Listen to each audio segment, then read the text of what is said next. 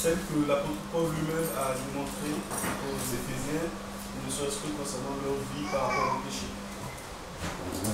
Alléluia. Nous allons donc prendre Romains 6.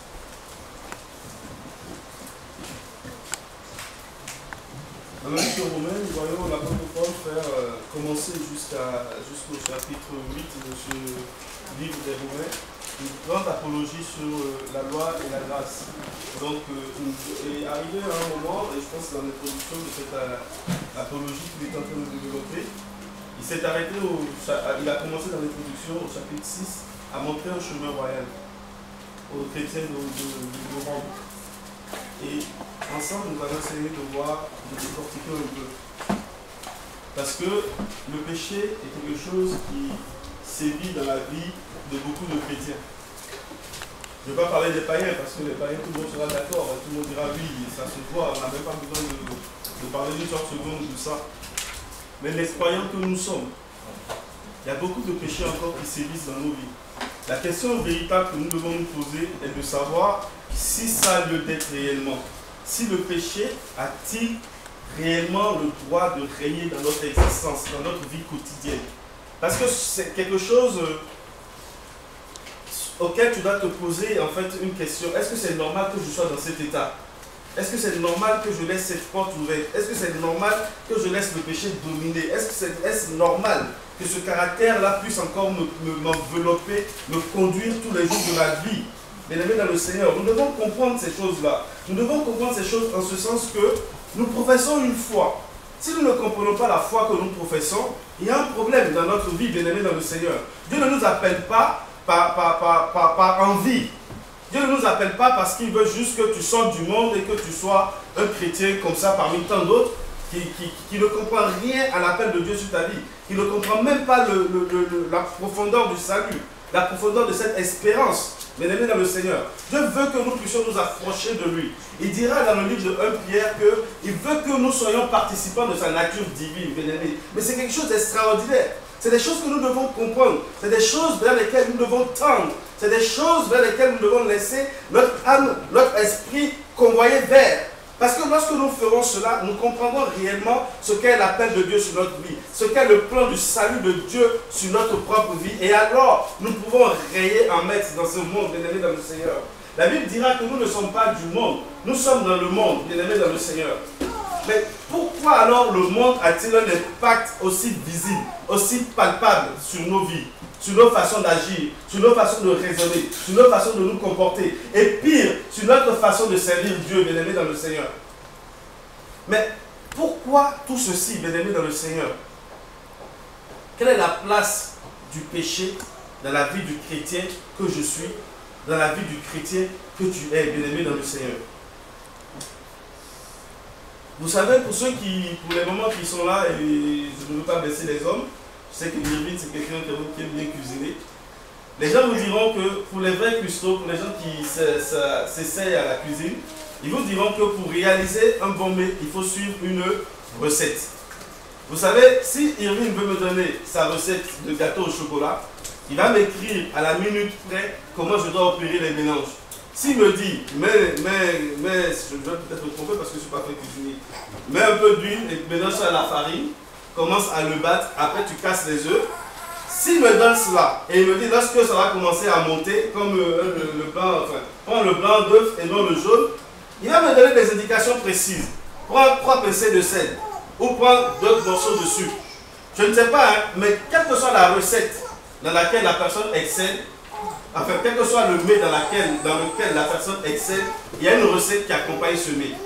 Voilà pourquoi il peut la réussir aujourd'hui, il pourra la réussir demain, il pourra la réussir dans 20 ans. Parce qu'il a une recette. Et lorsque je vais désirer préparer la même chose que lui, ou suivre la façon dont il réalise son mets, je suis obligé de respecter sa recette. Vrai ou faux, mes amis? Et si il me dit d'utiliser le blanc d'œuf, et que je suis distrait à un moment et que j'utilise le jaune d'œuf, ma pâte ne va pas peut-être monter. Ou mon gâteau n'aura pas le goût espéré. Il s'agit d'une recette. Et la recette, elle doit être appliquée. Demandez à tout bon pâtissier. Le pâtissier vous dira que pour réaliser une pâtisserie, c'est la recette au millimètre près, au temps près. Si on dit de mettre la pâte dans le frigidaire, enfin en chambre froide, pour 30 minutes, c'est 30 minutes, c'est pas 30 minutes, 10 secondes. C'est à la minute près. Bien-aimés dans le Seigneur. Et au jour d'aujourd'hui, je voudrais partager avec nous, avec vous, que Dieu a laissé une recette pour nous face au péché. Il y a une recette. Dieu a laissé un plan divin aux chrétiens. Il dit, si tu veux régner en maître, avoir une vie glorieuse en moi, une vie dans laquelle le péché n'a plus de pouvoir sur toi, voici comment tu dois comprendre les choses. Voici comment tu dois appliquer cette parole, cette espérance vis-à-vis de toi. Et il dira cela dans Romains 6, bien aimé dans le Seigneur. J'aimerais inviter quelqu'un à nous lire Romains 6 du verset 1 au verset 14.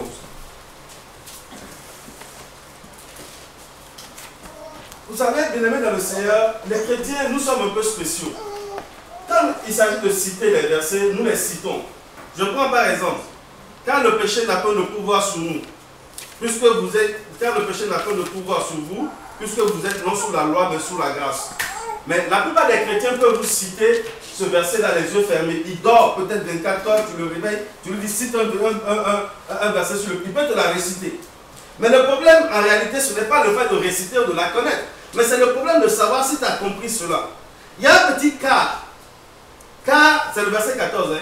Car le péché n'aura pas de pouvoir sur vous. C'est-à-dire, il introduit une raison de cause. Mais donc, le petit mot qui est en 3 lettres, car, est développé dans 13 versets au-dessus. Il faut monter sur les 13 versets au-dessus pour comprendre cela et maintenant commencer à l'appliquer, bien aimé dans le Seigneur. Si tu ne fais pas cela, tu vas réciter juste une parole de Dieu et ne pas avoir l'accomplissement de la promesse qui est tenue dans cette parole. Et tu vas devenir un chrétien qui est frustré, un chrétien qui se plaît, un chrétien qui s'interroge, un chrétien qui va commencer maintenant à rentrer dans le doute parce qu'il ne voit pas la promesse se réaliser. Est-ce qu'on peut y aller? Il y a combien de versions différentes? Pour ceux qui a la VJC, il y a une autre version ou pas? Oui. Que dirons-nous donc? Demeurions-nous dans le péché afin que la grâce abonde? Loin de là. Nous qui sommes morts au péché, comment vivrions-nous encore dans le péché? Ignorez-vous que nous tous qui avons été baptisés en Jésus-Christ, c'est en sa mort que nous avons été baptisés? Nous avons donc été ensevelis avec lui par le baptême en sa mort, afin que comme Christ est ressuscité des morts par la gloire du Père, de même nous aussi nous marchions en nouveauté de vie. En effet, si nous sommes devenus une même plante avec lui par la conformité à sa mort, nous le serons aussi par la conformité à sa résurrection, sachant que notre vieil homme a été crucifié avec lui, afin que le corps du péché fût détruit, pour que nous ne soyons plus esclaves du péché, car celui qui est mort est libre du péché. Or, si nous sommes morts avec Christ, nous croyons que nous vivrons aussi avec lui, sachant que Christ ressuscité des morts ne meurt plus. La mort n'a plus de pouvoir sur lui, car il est mort et c'est pour le péché qu'il est mort une fois pour toutes.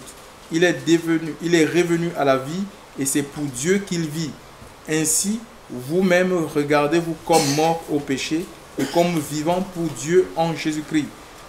Que le péché ne règne donc point dans votre corps mortel et n'obéissez pas à ses convoitises. Ne livrez pas vos membres au péché comme des instruments d'iniquité, mais donnez-vous vous-même à Dieu comme étant vivants de mort que vous étiez et offrez à Dieu vos membres comme des instruments de justice. Car le péché n'aura point de pouvoir sur vous, puisque vous êtes non sous la loi, mais sous la grâce. Amen. Car le péché n'aura point de pouvoir sur vous, puisque vous êtes non sous la loi, mais sous la grâce. Mais pour en arriver là, bien aimé dans le Seigneur, la parole de Dieu nous montre un chemin royal. Il commencera déjà par une interrogation en disant: que dirons-nous donc? Demeurions-nous dans le péché afin que la grâce abonde? Loin de là. Bien-aimé dans le Seigneur, loin de là. Parce que je me rappelle que je n'étais pas dans la rue ce jour-là, mais des frères et des sœurs étaient dans la rue en pleine évangélisation à Montpellier. Ils ont rencontré un pasteur d'une église qui leur a dit: mais arrêtez tout cela. Parce que la Bible dit que là où la grâce abonde, là où le péché abonde, la grâce surabonde. Arrêtez de crier, arrêtez la masturbation, arrêtez l'homosexualité, arrêtez ceci, parce que Christ est mort pour nous à la croix. Et la Bible nous dit que là où le péché abonde, la grâce surabonde. C'est de ça qu'il s'agit, bien-aimés dans le Seigneur.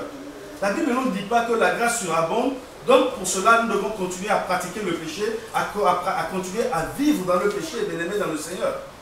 Ce n'est pas de ça qu'il s'agit. La Bible nous dit au verset 2 que nous qui sommes morts au péché, comment vivions-nous encore dans le péché? C'est une interrogation qui te concerne, c'est une interrogation qui me concerne. Dans quel péché je suis au jour d'aujourd'hui? Le péché dans lequel je suis encore au jour d'aujourd'hui, le péché que je pratique au jour d'aujourd'hui, Dieu me dit ce matin que je dois comprendre quelque part dans mon intelligence, dans mon intellect, dans mon esprit, que je suis mort au péché. Bien-aimé dans le Seigneur. C'est comme ça déjà que ça commence. Comprends que tu es mort au péché. Et quand on commence comme ça, la question qui va commencer à venir, c'est de savoir, mais comment suis-je mort au péché? Comment puis-je mourir donc au péché? Et Dieu lui-même te donnera la réponse. Il va continuer, il dira au verset 3, ignorez-vous que nous tous qui avons été baptisés en Jésus-Christ, c'est en sa mort que nous avons été baptisés. Nous avons donc été ensevelis avec lui par le baptême en sa mort, afin que comme Christ est ressuscité des morts par la gloire du Père, de même nous aussi nous marchions en nouveauté de vie. Bien-aimés dans le Seigneur. C'est de ça qu'il s'agit. Il s'agit de l'identification permanente à Christ, bien-aimé dans le Seigneur. Si tu es chrétien, c'est vrai qu'un chrétien c'est un imitateur de Christ. Mais ici, la Bible attire ton attention sur un fait. En tant que chrétien, il faut que tu t'identifies à Christ, bien-aimé dans le Seigneur. Lorsque tu commences à t'identifier à Christ, tu commences à vivre la promesse de l'Éternel, ton Dieu. Tu commences maintenant à comprendre le cheminement dans lequel le processus de la nouvelle naissance prend vie, bien-aimé dans le Seigneur. Lorsque la Bible nous parle de participer à la nature divine, elle nous fait appel au salut, à la nouvelle naissance, bien-aimé dans le Seigneur. La Bible dit que les choses anciennes sont passées, voici toutes choses redeviennent nouvelles. Maintenant, comment peux-tu comprendre que tu as Christ dans ta vie? Tu commences à marcher en nouveauté de vie. Aussi, nous parlons sincèrement les uns aux autres. Tu penses donc commencer à marcher en nouveauté de vie et tu continues à vivre le péché, à pratiquer le péché dans lequel tu es. Il y a un problème, bien-aimé, dans le Seigneur. Parce que ce n'est pas ce que la parole de Dieu nous enseigne, bien-aimé, dans le Seigneur. La Bible dit automatiquement, regarde, quand tu viens à Christ, tu nais de nouveau. La Bible dit, Jésus dira à Nicodème que pour être né de nouveau, il faut être né d'esprit et d'eau. Il faut être né d'en haut. Il faut être régénéré. C'est le Saint-Esprit qui te régénère, bien-aimé dans le Seigneur. Oui, il est vrai que une transformation dans le Seigneur n'est pas automatique, n'est pas radicale. Je n'en disconviens pas. C'est un processus. C'est une marche continuelle vers le royaume des cieux. Mais dans cette marche continuelle, il y a une chose que nous devons comprendre. Si je suis voleur, bien-aimé dans le Seigneur, je ne peux pas dire que j'ai donné ma vie à Christ. Je ne suis né de nouveau et continuer à pratiquer le vol, bien-aimé dans le Seigneur. Il y a quelque chose qui ne va pas, bien-aimé dans le Seigneur. Disons-nous la vérité, je ne peux pas être voleur. J'ai rencontré Christ et je continue à voler en espérant que c'est Christ qui va encore me changer de cette nature. Mais non, c'est un péché. Et c'est de ça que la Bible parle. La Bible dira que si toi qui pratiques le mensonge, tu viens au Seigneur, arrête de mentir. Il dira si tu es voleur, arrête de voler. Ce n'est pas une intervention extraordinaire du Saint-Esprit. Ce n'est pas une intervention divine dans ta vie. Mais c'est toi qui vas prendre conscience du péché. Tu es conscient du péché. Je suis conscient que je suis voleur. Je l'étais avant de venir à Christ. Mais je viens à Christ, je continue de voler en espérant que Christ va me changer. Vous ne trouvez pas qu'il y a quelque chose d'anormal? Même pour le commun des mortels, on n'a pas besoin d'être chrétien réellement pour comprendre ces choses. Tu es conscient de ce mal en toi. Tu es conscient du mal qui sévit au-dedans de toi. Tu viens à Christ, à celui qui opère tout changement, à celui qui t'appelle à une nouveauté de vie. Mais tu décides personnellement toujours de pratiquer ce péché. Mais la Bible dit qu'il y a quelque chose d'anormal. Christ est mort pour le péché, mes amis. La Bible nous dira dans l'un des passages qu'à chaque fois que tu continues de pécher, c'est que tu veux encore que Christ vienne se faire crucifier à la croix. C'est écrit dans la parole. Et comment espérer que tu veux continuer à pratiquer le péché en espérant que c'est Dieu qui va te transformer? Or la Bible dit c'est à toi de faire maintenant le nécessaire. Il faut maintenant crucifier ta chair, bien-aimé dans le Seigneur. Nous sommes en plein dedans. La Bible nous dit au verset 4 que nous avons donc été ensevelis. Au verset 3 il dit, ignorez-vous que nous tous qui avons été baptisés en Jésus-Christ, c'est en sa mort que nous avons été baptisés. Nous avons donc été ensevelis avec lui par le baptême en sa mort, afin que comme Christ est ressuscité des morts par la gloire du Père, de même nous aussi, nous marchions en nouveauté de vie. Cela fait appel à quoi? Cela fait appel au fait que toi qui te dis chrétien, il faut que tu puisses t'identifier à Christ. Tu es passé par les eaux du baptême. Ok, gloire au Seigneur. Maintenant, on t'explique que le fait d'être passé par les eaux du baptême, tu as fait quelque chose. Tu t'es identifié à Christ. Tu te dis, non, je suis mort comme Christ à la croix. Et en passant par les eaux du baptême, en me faisant immerger, je me fais ensevelir dans le même tombeau que Christ. Et lorsqu'on te ramène hors de l'eau, tu reviens à la nouveauté de vie, tu ressuscites avec Christ. Cela veut dire qu'en réalité, la Bible te dit que tu t'identifies à Christ. Tu n'es plus toi, mais tu es Christ. Voilà pourquoi Paul lui-même dira dans le livre de Galates, ce n'est plus moi qui vis, mais c'est Christ qui vit en moi. Je suis mort au péché. C'est-à-dire, moi, le moi de Paul dit qu'il est mort. Le moi de Paul, c'est la chair, c'est la nature charnelle, c'est le corps péché, le corps de péché. Il dit, il est mort. Et cette mort, il la veut pour toi, il la veut pour moi, il la veut pour tous les chrétiens que nous sommes. Il la veut pour le peuple de Dieu. Il dit pour avoir la victoire sur le péché, il faut comprendre ce qui s'est passé par les eaux du baptême. Il faut comprendre que tu dois t'identifier à la personne du Christ. Tu dois être un. Tu dois laisser Christ réellement être un en toi. Et lorsque tu comprends cela, tu comprends que celui qui n'a pas péché, lorsqu'il vit en toi, toi tu ne peux plus pécher parce que sa nature directement t'est communiquée. Tu ne peux pas être le véhicule de Christ et continuer à pécher. Tu ne peux pas porter Christ au-dedans de toi et continuer à vivre dans le péché, bien-aimé dans le Seigneur. C'est juste pas possible. Il dit en effet, si nous sommes devenus une même plante avec lui par la conformité à sa mort, nous le serons aussi par la conformité à sa résurrection.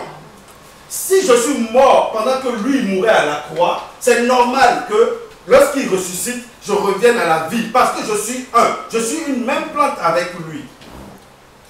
Est-ce que vous comprenez? Donc, bien-aimés dans le Seigneur. Et quel est le produit? C'est le verset 6. Sachant que notre vieil homme a été crucifié avec lui afin que le corps du péché soit réduit à l'impuissance. Pour que nous ne soyons plus esclaves du péché. Le vieil homme a été crucifié avec lui afin que le corps du péché soit réduit à l'impuissance. Bien-aimés dans le Seigneur, dans notre marche chrétienne, nous devons comprendre ceci. Lorsqu'on dit, vous savez, le vieil homme ne meurt pas totalement. Parce que c'est une notion un peu complexe. On nous parle de la nature charnelle. Quand on parle de la nature charnelle, quand on parle de la nature adamique, quand on parle du vieil homme, quand on parle ici du corps du péché, tout ça, c'est la même chose, bien-aimés dans le Seigneur. Et la Bible nous dit que, en réalité, ce qu'il faut que tu comprennes, c'est que le vieil homme qui est en toi, cette partie-là, qui prenait le contrôle, qui te poussait au péché, qui suscitait des désirs charnels, qui pouvait assouvir les soifs, les passions de ton âme, comprends qu'en t'identifiant en Christ, cette partie-là de toi, en réalité, tu la cours à la croix. Bien-aimé dans le Seigneur. Mais en réalité, elle ne meurt pas. Pourquoi? Il dira que afin que le corps du péché soit réduit à l'impuissance. Cet acte-là, en fait, ramène la nature charnelle dans un état d'impuissance en réalité. Vous savez pourquoi? Parce que nous sommes régénérés dans le corps ancien. Nous sommes enfants de Dieu, n'est-ce pas? Nous sommes venus à Jésus-Christ. Excusez-moi, j'essaie de me bouger. Nous sommes venus à Jésus-Christ, bien-aimés dans le Seigneur, comme nous sommes. Nous recevons une nouveauté de vie, une nouvelle vie en nous. Mais dites-moi, le corps dans lequel tu es, est-ce qu'il change? Le corps ne change pas. Le corps est toujours le même. Le corps attend de revêtir un nouveau corps, le corps de gloire, le corps que Christ a revêtu lorsqu'il a ressuscité. N'est-ce pas? Mais lorsque tu seras enlevé, ou lorsque tu seras ressuscité des séjours des morts pour rejoindre Jésus-Christ dans les cieux, tu vas revêtir le corps de gloire. Bien-aimé dans le Seigneur. Mais en attendant, ce corps va retourner à la terre. Donc, le corps, c'est nous sommes régénérés dans un corps qui demeure charnel. Mais ce corps charnel n'a plus le pouvoir sur nous, bien-aimé dans le Seigneur. Parce qu'il a été crucifié en Christ, bien-aimé dans le Seigneur, à la croix. Christ l'a crucifié. Christ l'a rendu impuissant, bien-aimé dans le Seigneur. Ce corps qui te contrôlait, qui te dominait, qui te poussait au péché, n'a plus ce pouvoir, bien-aimé dans le Seigneur. Cela voudrait dire quoi? Que le péché viendra toujours frapper à ta porte, le péché viendra toujours te pousser à le pratiquer, mais là où tu ne pouvais pas dire non, là où tu étais comme un mouton qu'on a mené à l'abattoir, qui ne pouvait pas piper un seul mot, tu peux commencer maintenant à dire non au péché. Tu peux commencer à dire non, arrête de moi Satan. Avant j'étais voleur, ça c'était moi avant. Mais maintenant je suis né de nouveau, je ne vole plus. Le pouvoir que tu exerces sur moi est devenu néant. Amen. Alléluia. Et c'est ça la vie chrétienne, bien-aimée dans le Seigneur. Le péché est là, il viendra toujours frapper à notre porte parce que nous avons quelque chose encore de lui au-dedans de nous. Le corps dans lequel nous sommes. Et cela se passe dans notre volonté, dans notre intelligence, bien-aimé dans le Seigneur. C'est dans le cerveau, bien-aimé, que les pensées impures commencent à naître. C'est dans le cerveau. C'est un processus qui se met à s'appliquer là-bas. Et quand tu aimes boire te saouler maintenant, ça va satisfaire un besoin corporel et tu vas aller maintenant vers cela. Mais lorsque ça commence, avant tu ne pouvais rien dire. Tu pouvais même prétendre que c'était un esprit démoniaque qui te poussait, qui t'habitait. Mais c'est toi-même, c'est la nature charnelle face au péché, bien-aimé dans le Seigneur. Dans la fumée, merci ma soeur, bien-aimé dans le Seigneur. Mais lorsque tu renais, tu nais de nouveau, la Bible dit que l'envie peut revenir, mais tu pourras dire non à rien de moi. Amen. Avant ça, c'était moi, avant ça. Il y a une pub à la télé que j'aime beaucoup, je ne sais pas si c'est Chris, la pub de lunettes là. Chris, ouais. C'est ça? C'était quoi ça? Non, c'est... Non, c'est des produits des capans là. Il dit ça c'était moi avant ça. Et il porte la nouvelle lunette. Ouais, le monde nous enseigne les choses, bien-aimés dans le Seigneur.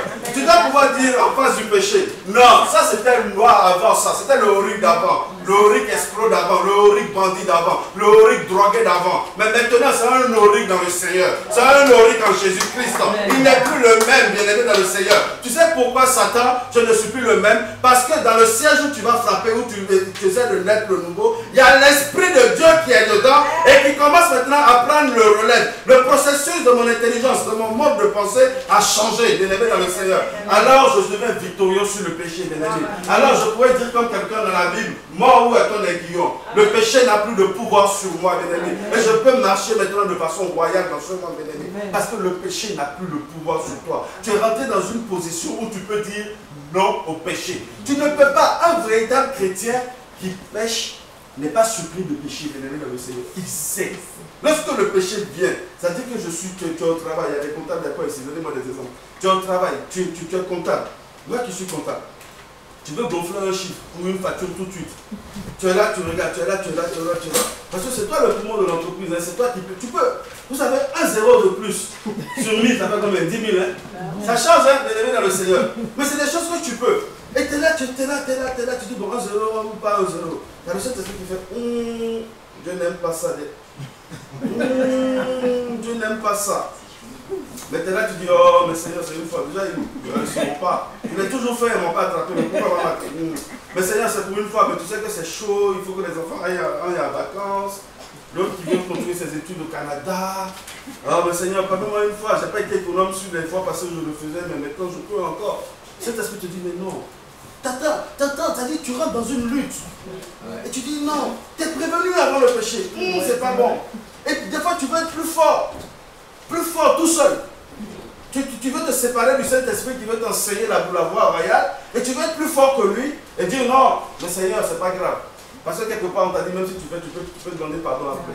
Mon Seigneur et mon Dieu, on est où? Non, on ne peut pas être surpris. Je sais de quoi je parle. Non, je suis fatigué, je ne veux pas aller au travail. Bon, qu'est-ce qu'il faut faire? Oh, je vais dire que je suis malade.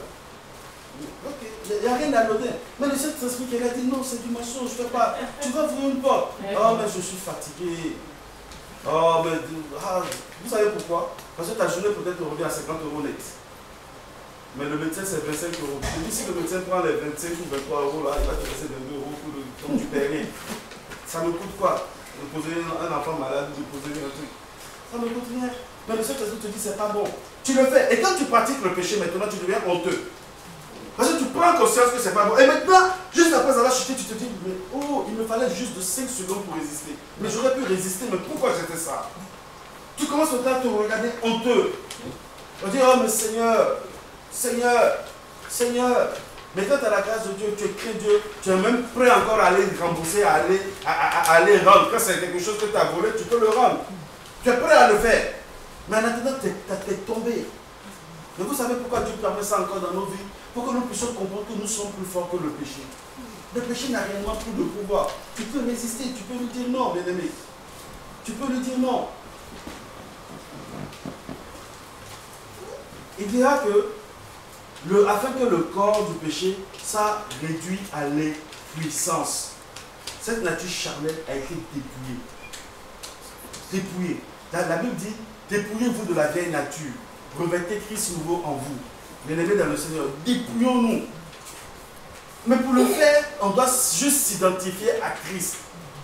Bien-aimés, juste s'identifier, servir Jésus. Est-ce que vous voyez, bien-aimés dans le Seigneur? Le premier, quand on parle de recette, le premier truc à apporter, c'est au verset 2. Nous sommes morts au péché. Le deuxième se trouve au verset 6. Notre vieil homme a été crucifié. On doit l'accepter et l'intégrer, mes amis. Le troisième point, c'est de tout le temps se dire et dire aux péchés que nous avons été ensevelis en Christ, bien-aimés dans le Seigneur. Le quatrième point du processus, c'est quoi? C'est que nous avons été conformes à sa résurrection. Et le cinquième point, le corps du péché est réduit à l'impuissance. Car celui qui est mort, je suis au verset 7, car celui qui est mort est libre du péché. Or, si nous sommes morts avec Christ, nous croyons que nous vivons aussi avec lui. Sachant que Christ est ressuscité des morts, ne meurt plus. La mort n'a plus de pouvoir sur lui. Tu peux dire, la mort n'a plus de pouvoir sur toi, bien-aimé dans le Seigneur. Car il est mort, et c'est pour le péché qu'il est mort une fois pour toutes. Bien-aimé dans le Seigneur, une fois pour toutes, il est mort pour le péché. À chaque fois que tu continues à pratiquer le péché dans lequel Dieu t'a délivré, bien-aimé dans le Seigneur, c'est que tu veux qu'il vienne mourir encore une autre fois pour le péché, ce qui n'arrivera pas, bien-aimé dans le Seigneur. Ce qui n'arrivera pas. Et il a toi de te poser la question de savoir si tu fais partie encore des gens qui ont été sauvés par le Seigneur Jésus. Alléluia. Nous sommes libres du péché. Nous sommes libres. Libres, bien-aimé, nous dit la parole de Dieu. Libres. Au verset 11, il dira, ainsi vous-même, regardez-vous comme morts au péché et comme vivants pour Dieu en Jésus-Christ. Vous voyez? Il dit, regarde-toi. Ce n'est pas au Seigneur de faire quelque chose. Ce n'est pas au Seigneur, mon frère Brice, de venir opérer un changement. Il dit, regarde-toi comme mort au péché. Ça veut dire quoi, Brice? Il faut que tu crois que ce que nous avons dit avant d'arriver au verset 10, au verset 11, est vrai. Il faut juste croire que cela est vrai. Et si tu dis que c'est vrai, c'est quelque chose qui a été réalisé en avance pour toi et que tu ne peux que rentrer en possession de ce qui a été réalisé pour toi. Il faut que tu puisses saisir cela, mon frère Christ. Il faut que tu le saisisses comme étant une réalité divine. Pas une réalité émanant d'un processus intellect de l'homme. Parce que ce qui vient de l'homme est quelque chose de surprenant, est quelque chose de tellement infime qu'il a du mal déjà à l'accepter. Mais ce qui vient de Dieu est inexplicable, bien-aimé dans le Seigneur. Les choses spirituelles ne se font pas entendre dans le naturel, dans le physique, bien-aimé dans le Seigneur. Il dit, regarde-toi comme mort au péché, bien-aimé, enseveli. Quelqu'un qui est mort, on le met dans son truc, là, comment on appelle ça, son cercueil. Et on le met sous terre. Et il dit, mais toi, tu n'es pas resté, tu es revenu en vie, en nouveauté de vie. Et comme tu reviens à la nouveauté de vie, maintenant tu ne marches plus comme tu marchais avant. Tu marches maintenant par l'Esprit de Dieu qui t'a ramené à la vie, qui t'a accordé cette nouveauté de vie, qui a permis la nouvelle naissance, la régénérescence, né d'en haut, né par l'Esprit de Dieu. Alors maintenant tu es conduit par l'Esprit de Dieu. Tu peux marcher différemment de la façon dont tu marchais autrefois. Mes soeurs, considérez-vous comme étant mort au péché. Mort au péché. Quand le péché vient, tu lui dis je suis mort. En tout cas pour moi, toi qui me vois pécher, tu me vois comme ça, je suis mort. Mort, c'est fini, tu n'as plus de pouvoir. Dieu a rétabli l'ordre des choses. Je suis au-dessus de toi. Moi je te contrôle, toi tu ne me contrôles plus, tu ne me domines plus. Moi j'ai la capacité de te dire non. Bien-aimé, il faut te regarder. Regarde-toi comme étant mort au péché. Et quand vivant pour Dieu en Jésus-Christ. Bien-aimé, si tu commences à te regarder comme vivant pour Dieu en Jésus-Christ, tu vas avoir un zèle naturel. Un zèle qui va te pousser à la sanctification. Un zèle qui va te pousser à vouloir plaire à Dieu en tout temps. Un zèle qui va te motiver à appliquer la parole de Dieu pour ta propre vie. Un zèle qui va te dire non, mais ce qui est écrit est oui et amen. Parce que mon Dieu est vivant, il vit et il règne à jamais. Il me porte, il me pousse à aller de l'avant. Bien-aimés dans le Seigneur, ne livrons pas nos corps au péché. C'est la suite qui dira que le péché ne règne donc point dans votre corps mortel et n'obéissez pas à ses convoitises. Alléluia. Tout ce que je suis en train de dire, ce n'est pas le fruit de mon imagination, mais c'est quelque chose qui est écrit, bien-aimé, pour nous. Ne livrons pas nos membres au péché comme des instruments d'iniquité, mais donnez-vous vous-même à Dieu comme étant vivant, de mort que vous étiez, et offrez à Dieu vos membres comme des instruments de justice. Ce membre qui te poussait au péché, ce membre qui te poussait à dérober, ne le livre plus à Satan, livre-le à Dieu. Ce membre, élève-le, loue ton Dieu, glorifie ton Dieu. Ce membre, laisse Dieu te pousser à imposer des mains aux malades pour qu'ils soient guéris. Ce membre qui te poussait à la masturbation, ne l'utilise plus. Livre-le pour la gloire de l'Éternel, bien-aimé dans le Seigneur. Ces yeux qui te poussaient au péché, il t'a changé de maître, bien-aimé dans le Seigneur. Avant c'était Satan ton maître, tu étais esclave du péché. Mais maintenant tu deviens esclave de Christ. Pourquoi ne veux-tu plus servir Christ? C'était facile, bien-aimé dans le Seigneur, de servir le diable dans la condition dans laquelle nous étions. Mais pourquoi c'est aussi difficile pour nous de servir notre Dieu, de livrer notre corps entier à notre Dieu, de livrer nos membres à Dieu? Dans Romains 12, au verset 1 ou 2, il dira, offrez votre corps à Dieu, ce sera comme un sacrifice vivant. Bien-aimé dans le Seigneur, un sacrifice vivant. Avant, dans l'ancienne alliance, Dieu recevait des sacrifices morts, brises. Pour offrir un sacrifice, le souverain sacrificateur devait tuer un agneau. L'agneau devait être sans tache, sans rides, sans péché. Il devait prendre un agneau pur. Mais pour l'offrir, il devait le zigouiller, il devait le tuer d'abord. Mais Dieu dit, toi, tu ne te veux pas mort, je te veux vivant. Amen. Alléluia. Offre-toi le vivant que tu es. De vivant que tu es.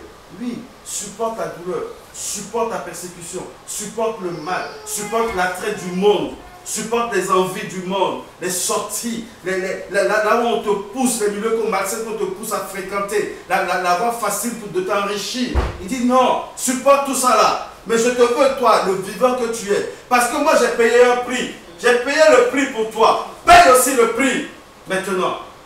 Paye aussi le prix. Ta vie, je la veux vivante. Bien-aimé dans le Seigneur, je te veux le vivant que tu es, mais mort au péché. Alors comprends et commence maintenant à aligner ta vie à la parole de Dieu. Mes amis, c'est un message de Dieu pour nous. Ne livrons plus nos corps au péché. Maintenant, un nouveau voleur, bien-aimé dans le Seigneur, de violeur, d'incestueux que j'étais, que j'abandonne tout maintenant pour servir le Dieu véritable, le Dieu qui m'a appelé selon sa grâce, le Dieu qui m'accorde le salut, bien-aimé dans le Seigneur. Ne soyons pas les chrétiens qui veulent seulement être sauvés, être ressuscités le dernier jour, mais qui ne veulent pas servir Dieu de leur corps, qui ne veulent pas donner de leur vie à ce Dieu, bien-aimé dans le Seigneur. Nous raterons l'enlèvement. Et ça sera peut-être une surprise pour des gens. Voilà pourquoi la Bible dit qu'il y aura des graissements de dents ces jours-là. Parce qu'il y aura des gens qui ont pensé qu'ils ont toujours été dans la vérité. Ils ont toujours été vrais. Ils ont toujours pris le chemin que Dieu voulait pour eux. Mais c'était faux, bien-aimés dans le Seigneur. Il y aura des graissements de dents, bien-aimés. Elle est là, la vérité de Dieu, bien-aimés dans le Seigneur. Mettons-la en pratique. Acceptons-la. Et vivons-la, bien-aimés dans le Seigneur. Amen, amen, amen, amen. Il y a des gens qui veulent venir à Dieu simplement parce qu'ils ont peur de la géhenne, du feu éternel. On ne vient pas à Dieu parce qu'on a peur de Dieu ou parce qu'on a peur. Dans Matthieu 25, la parole des talents, vous vous souvenez, il a dit non, bon maître, je te connais. Je sais qu'avec toi on ne joue pas. Le talent là, je l'ai mis de côté. Et le maître a dit quoi? À celui qui a reçu peu, on recevra. Mais lui, que les anges le mettent dans la géhenne. Bien-aimé dans le Seigneur. C'est les hommes qui me parlent beaucoup, oui. Parce que il n'y a pas que la sainteté qui t'amène au ciel. Hein. C'est un tout. C'est un tout. Il ne faut pas laisser certaines choses et dire non, ça non. C'est un tout. C'est toute la parole de Dieu qu'il faut prendre et la mettre en application, mes amis. Toute la parole de Dieu. Il ne faut pas avoir peur. Vous savez, la Bible nous parle de la crainte du Seigneur. Vous savez, moi, je craignais mon papa. Mais j'avais peur de lui. Ce n'était pas de cette crainte que l'Éternel nous dit. Quand je crains mon papa, c'est que mon papa me dit ne joue pas au foot dans la rue. Et tu jouais au foot. Mais dès que tu voyais la forme du phare s'avancer, ou tu attendais le klaxon du chauffeur qui l'emmenait, tu décalais pour aller te laver rapidement, t'habiller, pour que papa ne voit rien du tout, pour ne pas te faire punir. Ça, c'est une peur humaine. Dieu ne veut pas de cette crainte pour nous. Dieu veut que nous le craignons, mais la crainte de Dieu, c'est une crainte profonde. Une crainte qui l'honore, une crainte qui l'adore, une crainte qui ramène les cœurs vers lui, bien-aimé dans le Seigneur. On le craint parce que lui, il est juste et saint. On le craint pour cela. Donc on ne veut pas pécher, on ne veut pas hériter, on ne veut pas vivre dans une autre dimension autre que la sienne. Il dira, moi qui suis saint, je vous ai appelé, soyez donc saints. Donc on le craint pour sa sainteté, bien-aimé dans le Seigneur. On ne le craint pas parce qu'il peut nous punir, on ne le craint pas parce qu'il peut lever la voix sur nous, on ne le craint pas parce qu'il peut nous juger, on ne le craint pas parce qu'il peut nous maudire, mais on le craint pour le respect qui émane de lui, bien-aimé dans le Seigneur. Cette crainte du Seigneur suscite de l'amour pour lui, bien-aimé dans le Seigneur. On ne peut pas parvenir au salut simplement parce que non, on a peur du feu éternel. Et on vient à Dieu. Et quand tu es dans cette posture, tu oublies l'essentiel. Toi, tu veux juste être sauvé. Parce qu'on t'a dit que si tu viens à Jésus-Christ, tu iras au paradis. Tu vas vivre en enlèvement. Et puis tu viens, ah oui, si c'est ça, je viens. Mais ça ne s'arrête pas là, c'est pas fini. Tu ne peux pas venir à Dieu quand tu viens pratiquer le péché, mes amis. C'est juste pas possible. C'est juste pas possible. Je pense que dans Pierre nous dira quelque chose, si on peut le lire. Je vais essayer de le retrouver. Mes amis, revenons à Dieu. Amen. Revenons à Dieu. Amen, amen, amen. Le péché est traité. Le péché n'a plus de pouvoir sur toi, nous dit la Bible. Et comment tu peux demeurer dans le péché? Toi qui mentais, arrête de mentir, mon frère. Toi qui volais, arrête de voler. Arrête. Toi qui te mets en colère. Arrête.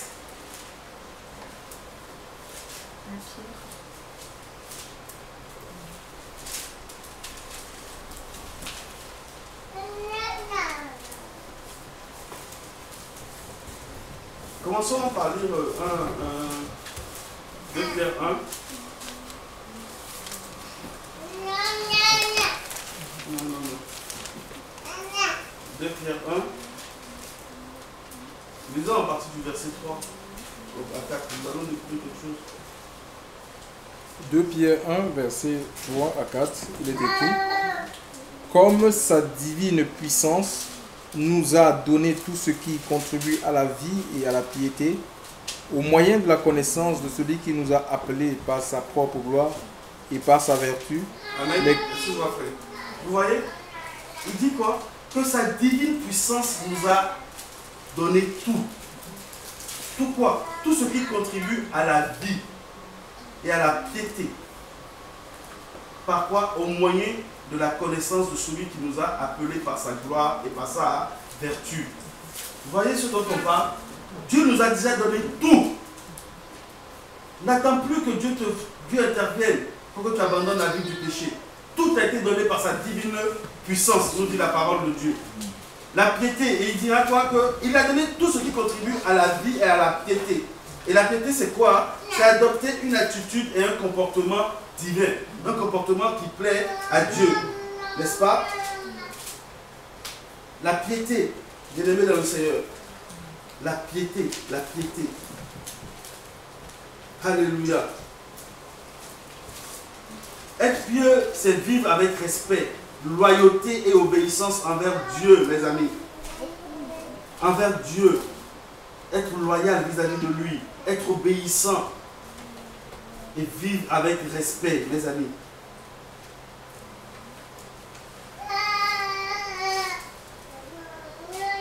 Voyez-vous, tout nous a été donné pour que nous puissions être pieux vis-à-vis de Dieu. Tout nous a été donné pour que nous puissions nous sanctifier par l'Esprit de Dieu au jour le jour. Moi qui vous ai appelé, soyez donc saints. Obligation, soyez donc saints. Je n'ai plus rien à faire. Moi, ce que j'ai à faire, c'est que je vous ai appelé. Soyez donc saints. Et pourquoi devons nous pratiquer encore le péché et justifier notre vie pécheresse en espérant que Dieu va intervenir encore? Quelle intervention divine nous voulons, mes amis? Verset 4, frère, s'il te plaît. Donc, verset 4, il est écrit: lesquels nous assurent de sa part les plus grandes et les plus précieuses promesses, afin que par elles vous deveniez participants de la nature divine, en fuyant la corruption qui existe dans le monde par la convoitise, à cause de... Par la convoitise, oui. Celle-ci nous assure quoi? Sa puissance qui nous a été donnée, n'est-ce pas? La connaissance de sa personne nous assure de sa part les plus grandes et les plus précieuses promesses, afin que par elles, vous deveniez participants de la nature divine. En faisant quoi? En fuyant la corruption qui existe dans le monde par la convoitise.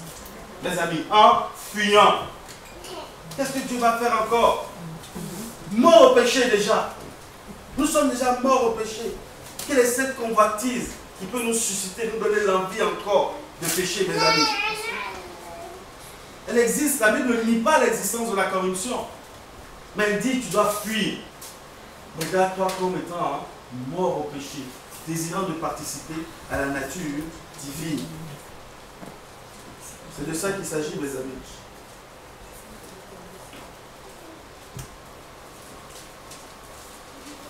Et en prenant 1 Pierre 1, 23, 1 Pierre 1, 23,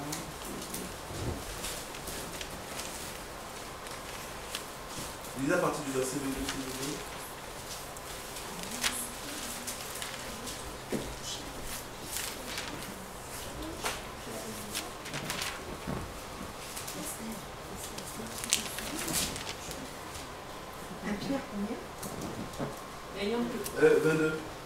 Ayant purifié vos âmes en obéissant à la vérité, pour avoir un amour fraternel sincère, aimez-vous ardemment les uns les autres de tout votre cœur, puisque vous avez été régénérés non pas par une semence corruptible, mais par une semence incorruptible par la parole vivante et permanente de Dieu.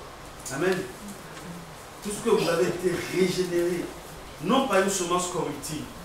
La semence corruptible, c'est la semence du péché. Et tout ce qui porte le mal en lui. Mais par une semence incorruptible, le Saint-Esprit. Alléluia. La parole vivante et permanente de Dieu. Alléluia le Seigneur. Est-ce que nous voyons Dieu? Voilà ce à quoi Dieu nous appelle.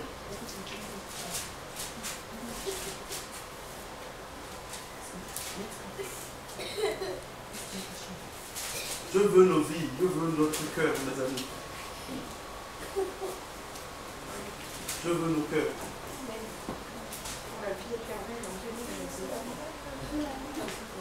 Et regardez un peu retournons un peu dans 2 Pierre 1, nous allons voir l'effort que nous est demandé. 2 Pierre 1, pour ceux qui pensent que c'est une intervention divine, on se prend encore. 2 Pierre 1, on passe au péché. 2 Pierre 1, lisez la partie du verset 5. S'il vous plaît, 5, 6. à cause de cela même, faites tous vos efforts pour fournir à votre foi la vertu, et à la vertu la connaissance, à la connaissance la tempérance, et à la tempérance la patience, à la patience la piété, et à la piété l'amour fraternel, et à l'amour fraternel la charité. Amen.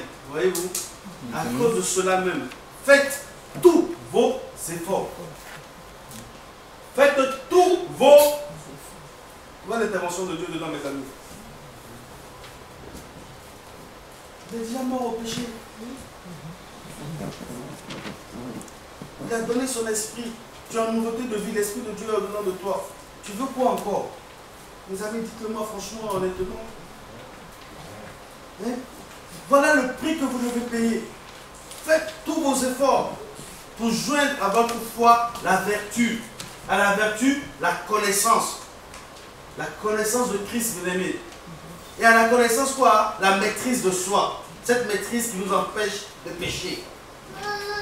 Et à cette maîtrise, il faut jouer quoi? La patience. La patience à toute épreuve, mes amis. Et à cette patience maintenant, nous revient encore la piété. Et à la piété, l'amitié fraternelle. Et à l'amitié fraternelle, l'amour.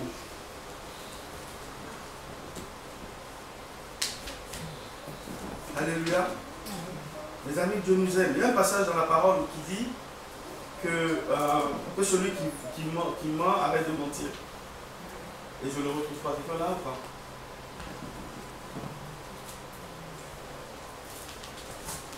Et que celui qui vole arrête de voler. Elle ne vous laisse au point oisif ni stérile pour la connaissance de notre Seigneur Jésus-Christ. Amen. Ne vis pas dans le péché, car la semence de Dieu demeure en lui, et il ne peut pécher parce qu'il est né de Dieu. Amen. Amen. Merci. Voyez-vous, mes amis, quand vous lisez ces versets, soyons sincères, les autres. Qu'est-ce que Dieu peut faire encore dedans? Tu peux relire un peu, s'il te plaît? Alors, quiconque est né de Dieu ne vit pas dans le péché, car la semence de Dieu demeure en lui, et il ne peut pécher parce qu'il est né de Dieu. Et c'est par là que nous connaissons les enfants de Dieu et les enfants du diable. Amen. La semence de Dieu, la incorruptible, la parole de Dieu est en lui déjà. Il connaît la parole.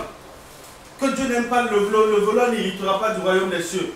Et il continue à pécher. Et il veut une intervention divine pour qu'il arrête de pécher. Mais il y a quelque chose de gauche, mes amis. En tout cas pour moi, il y a quelque chose de gauche. Dieu n'interviendra plus pour toi, mon frère. Si tu es dedans, arrête. Même si tu retombes, laisse-toi, comprends que tu es retombé, mais relève-toi. Et commence maintenant à appliquer cette parole de Dieu qui est vraie et certaine. N'espère pas que ce soit Dieu. Prends la décision toi-même de t'arrêter, de changer d'avis, de te repentir, de changer de route par rapport à cela, mes amis. Est-ce qu'on peut prendre Éphésiens 4 pour finir? Parce que je ne viens pas exposer comment on appelle ça, des idéologies ou des fables. Je viens juste annoncer, citer la parole de Dieu qui est écrite, mes amis.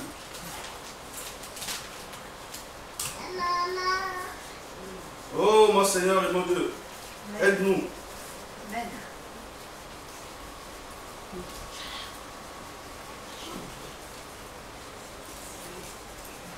On y est, Éphésiens 4.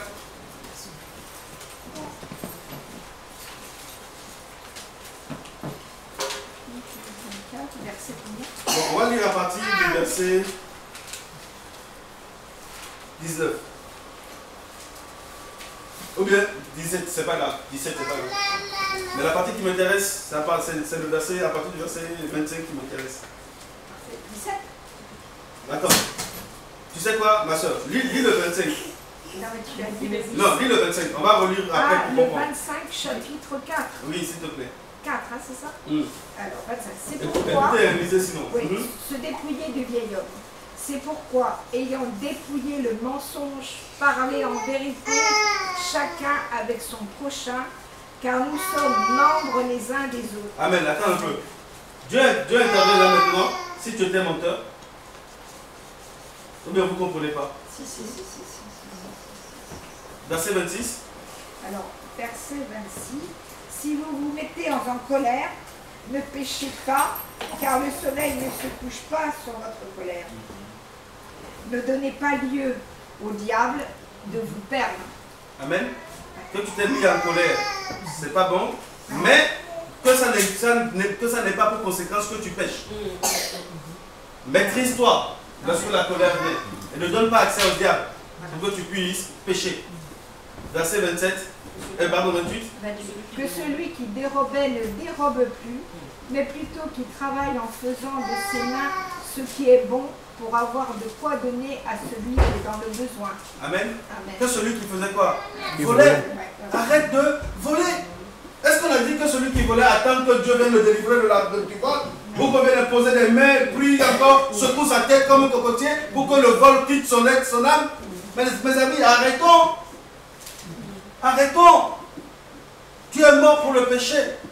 Et le chemin royal, je vous le répète, c'est Romains 6. Intégrons cela. Et nous allons vivre la facilité. Nous allons vivre le pouvoir que Dieu nous a donné sur le péché. Il a anéanti le péché pour nous, bien-aimés dans le Seigneur. Pour que nous soyons victorieux dans cette vie en son nom. Amen. Et maintenant, pour comprendre pourquoi il donnait, c'est pourquoi. Il dira, c'est qui ne sort de votre bouche aucune parole mauvaise. N'est-ce pas? Et la liste, elle est longue. Mais pourquoi tout ceci? Quand on va commencer à lire au verset 19, il dira, ayant perdu tout sentiment, ils se sont livrés au dérèglement pour commettre toute espèce d'impureté jointe à la cupidité. Mais vous, il s'agit de toi et de moi qui êtes là ce matin. Ce n'est pas ainsi que vous avez appris Christ.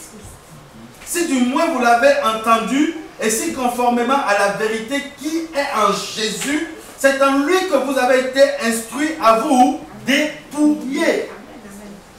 Par rapport à votre vie passée, du vieil homme qui se corrompt par les convoitises trompeuses, à être renouvelé dans l'esprit de votre intelligence et à revêtir l'homme nouveau, créé selon Dieu dans une justice et une sainteté que produit la vérité. C'est pourquoi, mes amis, arrêtons de pratiquer le péché en espérant que Dieu va intervenir encore. Arrêtons, mes amis. Je suis sérieux, mes amis. Le cœur de Dieu est attristé de voir ses enfants aller vers la perdition. Il a payé le prix pour cela, mes amis. Il a payé le prix. Il a payé le prix pour cela. Il a donné de sa vie. De sa vie. Ayons les sentiments qui sont en Christ. Dépouillons-nous de notre vie passée, nous dit la parole de Dieu.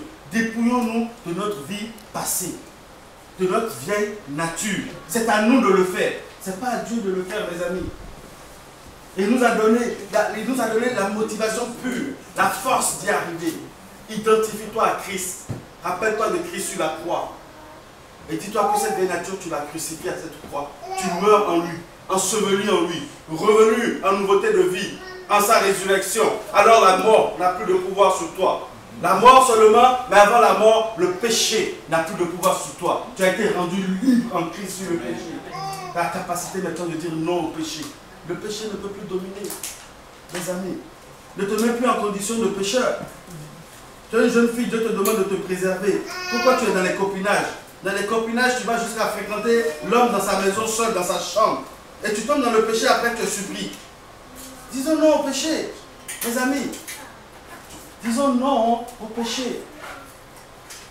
Ne cherchons plus à crucifier le Seigneur Jésus-Christ. Je vous assure, son cœur saigne. Il voit beaucoup de ses enfants aller à la dérive. Beaucoup de ses enfants l'aimant. Dont le cœur de ses enfants battent d'amour pour lui. Mais par manque de compréhension de la parole ou par ignorance de la vérité, ils se perdent. Mais son cœur saigne. Bien-aimés, vivons l'évangile déjà nous-mêmes et partageons-la avec ses enfants du dehors ou de la maison. Mais comprenions ces choses pour que nous puissions dire un jour comme Paul, ce n'est plus moi qui vis, c'est Christ qui vit en moi. Amen, amen. Amen. Que Dieu soit loué ce matin.